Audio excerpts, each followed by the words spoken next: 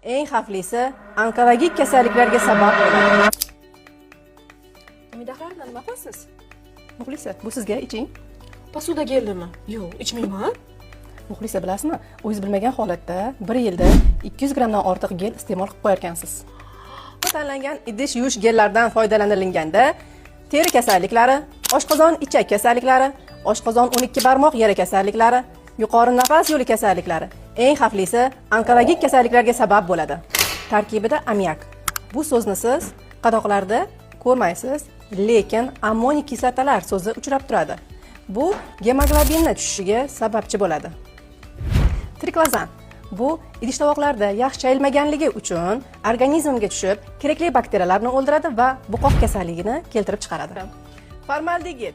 Bu ovqat hazm qilish sistemasiga va endokrin tizimga salbiy ta'sir ko'rsatadi.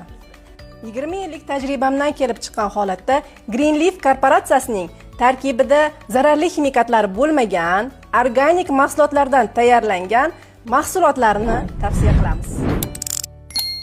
Eng xavflisi onkologik kasalliklarga sabab bo'ladi. Umidaxonim, nima qilasiz? Muxlisa, bu sizga iching. Posuda keldimi? Yo'q, ichmayman.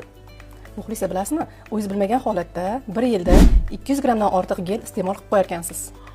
Bu tanlangan idish yuvish gellaridan foydalanilganda teri kasalliklari, oshqozon ichak kasalliklari, oshqozon 12 barmoq yara kasalliklari, yuqori nafas yo'li kasalliklari, eng xavflisi onkologik kasalliklarga sabab bo'ladi. Tarkibida ammiak. Bu so'zni siz qadoqlarda ko'rmaysiz, lekin ammonik kislotalar so'zi uchrab turadi. Bu gemoglobinning tushishiga sababchi bo'ladi. Triklozan. Bu idish-tovoqlarda yaxshi chayilmaganligi uchun organizmga tushib, kerakli bakteriyalarni o'ldiradi va buqoq kasalligini keltirib chiqaradi. Formaldegid.